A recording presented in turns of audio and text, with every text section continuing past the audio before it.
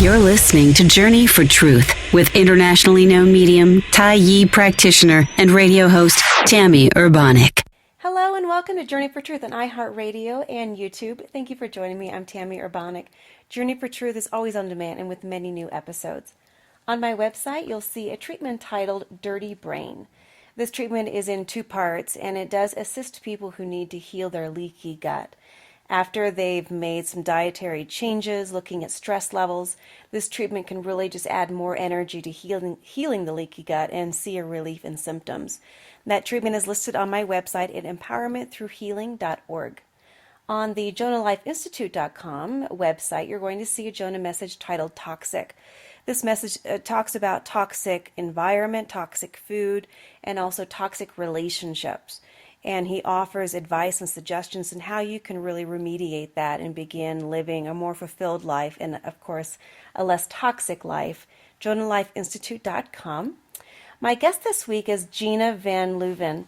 Gina learned the hard way that nutrition plays a key role in physical, mental, and emotional health. And she was diagnosed with several diseases, and she chose to then get healthy and is now helping many other people get healthy as well. Gina, welcome. Thank you, Tammy. Thank you so much for having me today. Now, Gina, share with us some of the health difficulties you were experiencing. Well, it started out with allergies when I was a child, probably 4 or 5 years old, which turned into bronchitis and then asthma. Then I started developing digestive issues, and those manifested in many ways. I was one of the first people that had irritable bowel syndrome. They didn't know very much about it at the time, but that's what they classified it as. And I had acid reflux. I was developing ulcers. I had arthritis by the time I was 30 already. I had severe tendonitis in my jaw.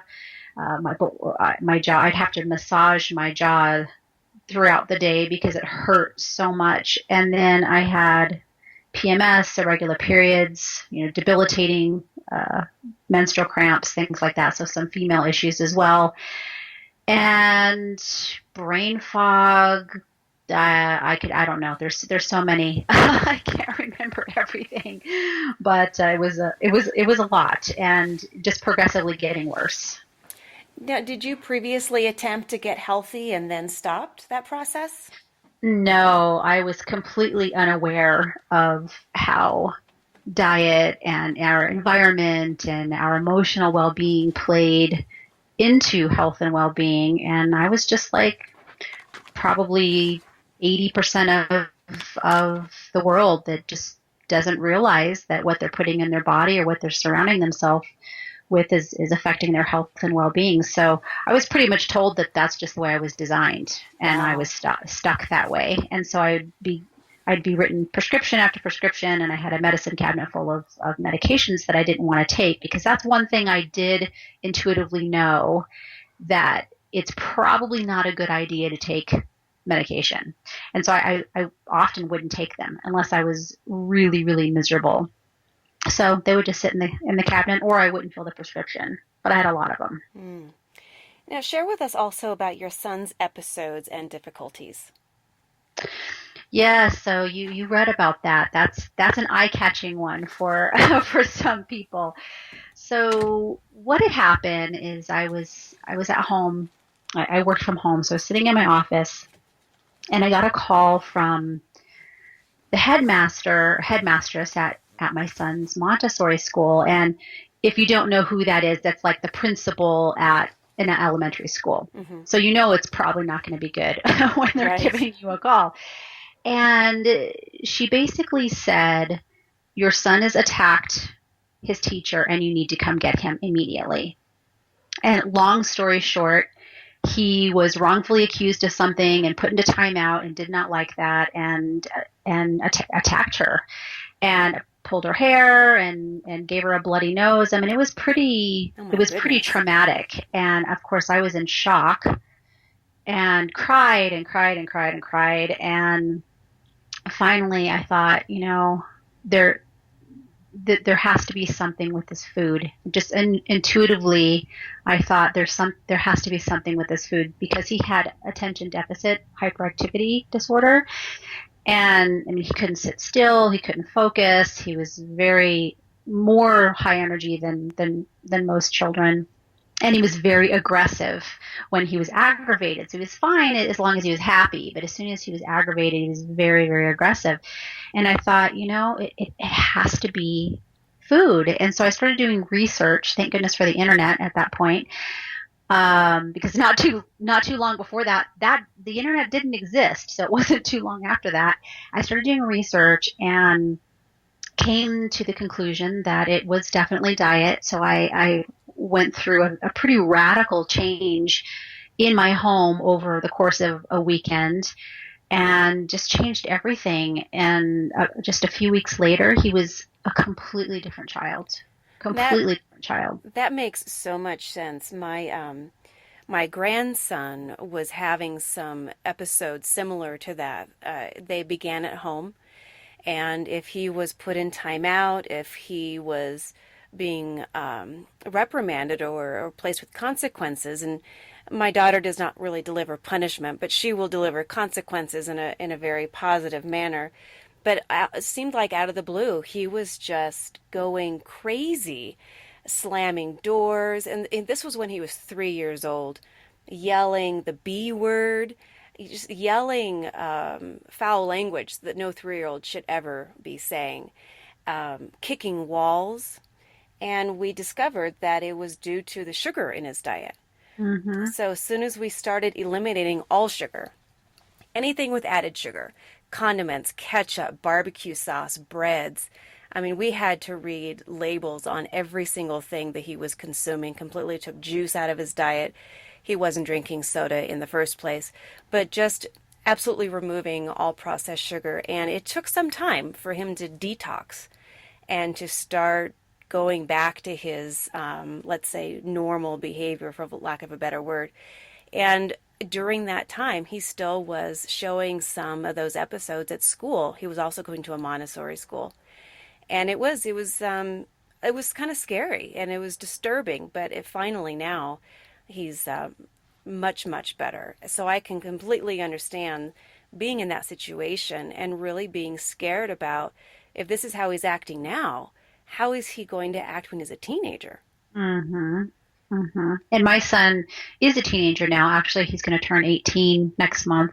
You would never know. And I wish I would have saved all of the text messages I've received over the years from his friends' mothers who would text me telling me what a delightful person he was and is.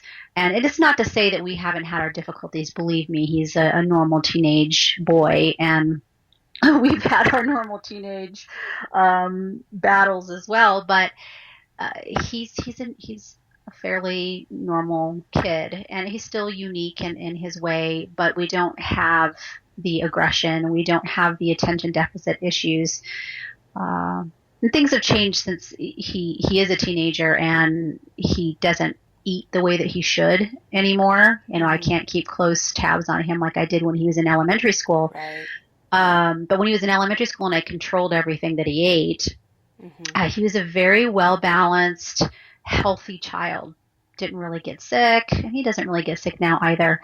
But it was just a miraculous difference in just a few weeks. Now, what steps did you begin taking to remove the toxic foods and adding healthy foods? Oh, goodness. I just went through my cupboards and my refrigerator and literally threw out a lot of food or donated it. I know that seems wasteful, but for me, it was like life or death, and it had to change immediately. I don't do that with my clients. I do it over a very long period of time and much more friendly, in a much more friendly manner than what I did. But I literally cold turkey just switched everything and bought all new food. Other than any whole foods that we had. So I went beyond just the sugar. I took out all fruit, all carbohydrates in general, and any kind of artificial sweetener or color or flavoring, anything that was processed. So if it wasn't a vegetable or like a fresh whole vegetable or fresh meat, he didn't eat it for 3 weeks. And then I started to add it back in grains, whole grains, And then the last one was fruit. So I was very, very strict for a few weeks. So that's basically the process that I went through with him. Now, you were also following that change in diet as well? Not entirely. I was eating grains and fruits and things like that. But as far as processed foods are concerned, yes, I removed everything. I changed out anything that was, you mentioned juice. I don't really drink a lot of juice, and my family doesn't really drink a lot of juice, but we had a popular brand of cranberry juice. I don't want to throw out brand names, but it was a popular brand of cran apple juice, and it was just full of high fructose corn syrup. Mm-hmm. And so I replaced that with a natural one.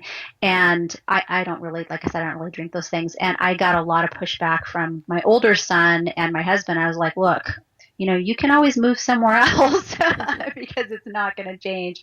And they eventually got used to it, and that's all they like now. They don't like that heavy, sweet, gummy, high fructose corn syrup anymore.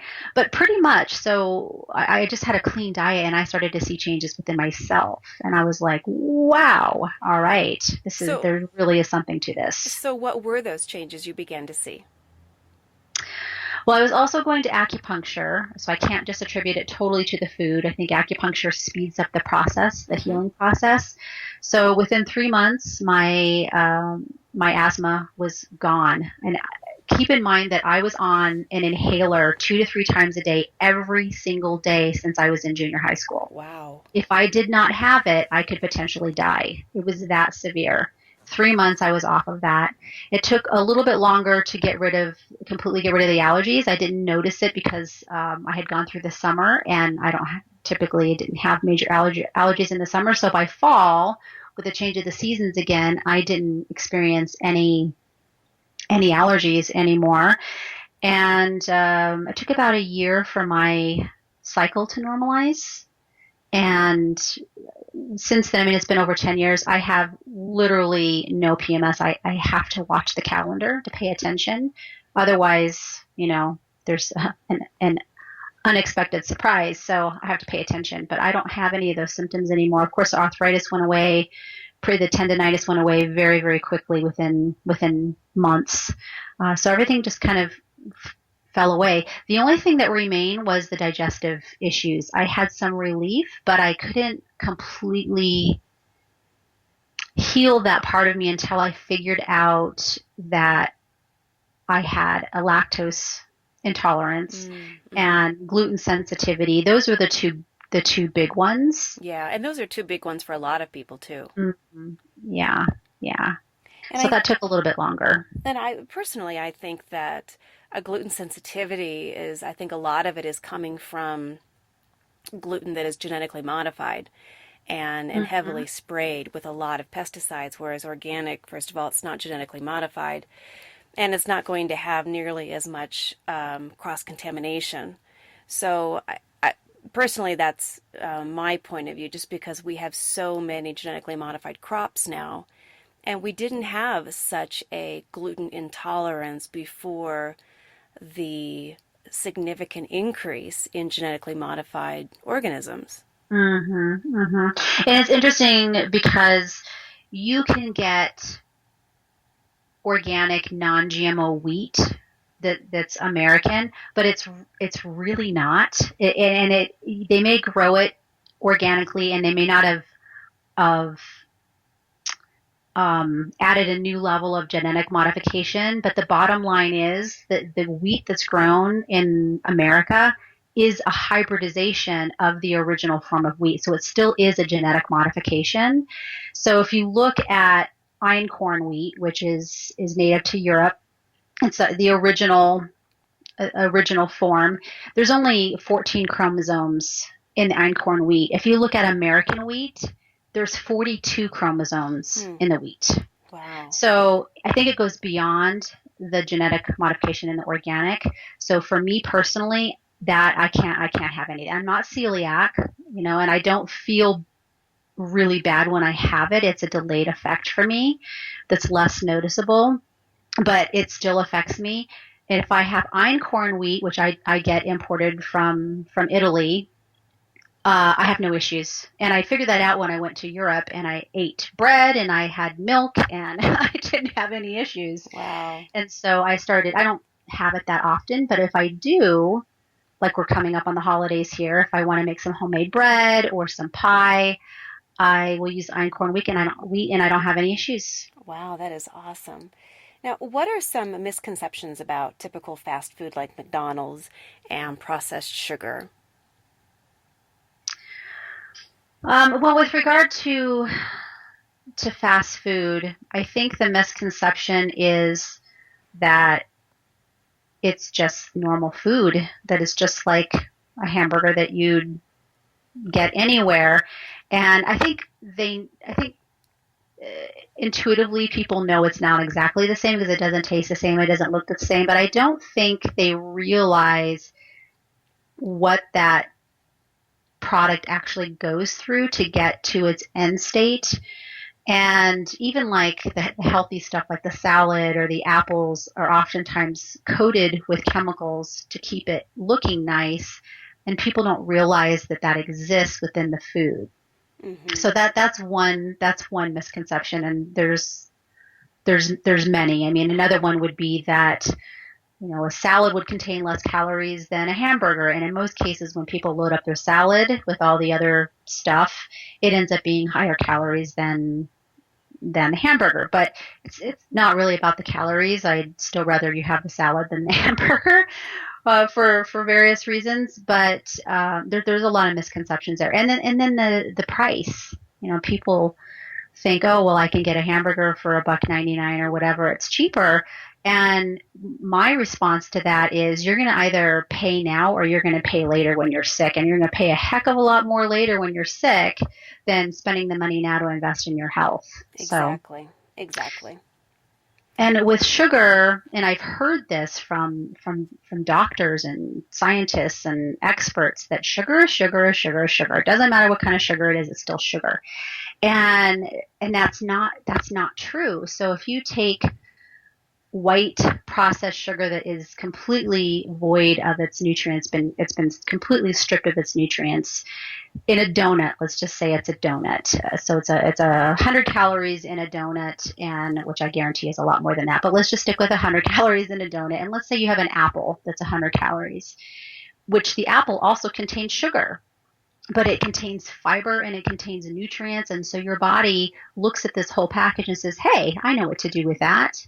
And it processes it the way that it's supposed to. When you eat something that's completely void of substance and it's just pure sugar, it's going to be processed a lot quicker. Your body gets a little bit confused as well, and it's going to go straight to fat. It's not going to be utilized the same way that natural sugar is going to be utilized with all the nutrients. So I think that's a misconception as well. Exactly. And I another misconception that I hear is that eating processed sugar is fine. It's okay. And it's just not okay to eat 5 donuts a day. But if you take the analogy that you just gave and a person has a donut a day or 3 donuts a week, your body is going to be building up these toxins from this overload of sugar. And just like what you stated, it does end up turning to fat, but it's also toxic to the brain. Mm-hmm. It is. It actually suppresses the immune system. And there are scientific studies supporting that sugar suppresses the immune system. Just a couple of teaspoons can suppress the immune system for a few hours. Mm-hmm. So think about that. Going into cold and flu season, I don't think it's as much about the weather as it is how much sugar we have, starting with Halloween, and then we go into Thanksgiving, and then we go into Christmas and New Year's. It's just massive amount of sugar that we're introducing into our system and suppressing our immune system, and it just can't fight. Exactly. And that leads me, as a perfect segue to my next question. What are some ways people can avoid the flu without getting the flu vaccine? Oh, that's a big one. Actually, I have an entire program on that called Flu Be Gone, and It's all around that and trying to ward off the cold and the flu. And then if you do get it, what you can do in order to have it move through you really, really quickly. One of the things is to avoid sugar, obviously, making sure you get enough sleep, uh, paying attention to the temperature change. If you tend to react to the cold weather, is making sure you stay warm. So, I run a heater in my office because I tend to run really cool. I don't really care for the cold so much. And so if your body is under stress, your immune system is going to be affected. So for me, cold causes stress in my body. Now, for some people, heat causes stress in their body. So it just depends on the type of body you have, but just making sure that you stay balanced. So eating warmer foods, soups and stews and things like that in the wintertime can help ward off the cold and the flu and just help you stay balanced as a whole. But being careful with alcohol consumption because that can affect your immune system as well. Making sure you drink lots of water, so staying hydrated, especially if you're drinking any alcohol, but just on a daily basis. So all of those things collectively can help you maintain a healthy immune system. Absolutely. And then also, as you were mentioning earlier, creating a balanced diet where you're eating whole foods and you're staying away from the toxic foods, the fast food, the processed sugar. All of that is going to impact your ability to fight off any type of virus, including colds. So dark leafy greens, any kind of vegetable really, but the dark leafy greens are really cleansing. Onions, garlic, those are great to include in the diet, which are naturally antiviral. And the use of coconut oil, coconut oil is naturally antibacterial, antiviral. Using oregano, a lot of oregano, that is as well. Thyme is as well. So there's a lot of things food-wise that you can do to stimulate a healthier immune system. Now, this is all of this information is in your book, Flu Be Gone. What are some services that you offer as well? I do private personalized health coaching. I also do groups. I have an online wellness program as well that is what I used to teach in a group setting that's available in video format. That's called Healthy Habits Academy. And I do motivational speaking as well. So it's a myriad of different options for people. Excellent. Now, what is your website? My website, I think the easiest one to start with is my portal. So that's healthyhabitswellnesscenter.info, healthyhabitswellnesscenter.info, and then that can take you to what would be the best fit. And now you have a new book coming out in 2017. I do, and I'm so excited. It's been a long process. It's called Nutrition for Success, How to Maximize Performance in All Areas of Life. And it's really about maximizing performance through creating balance in your life.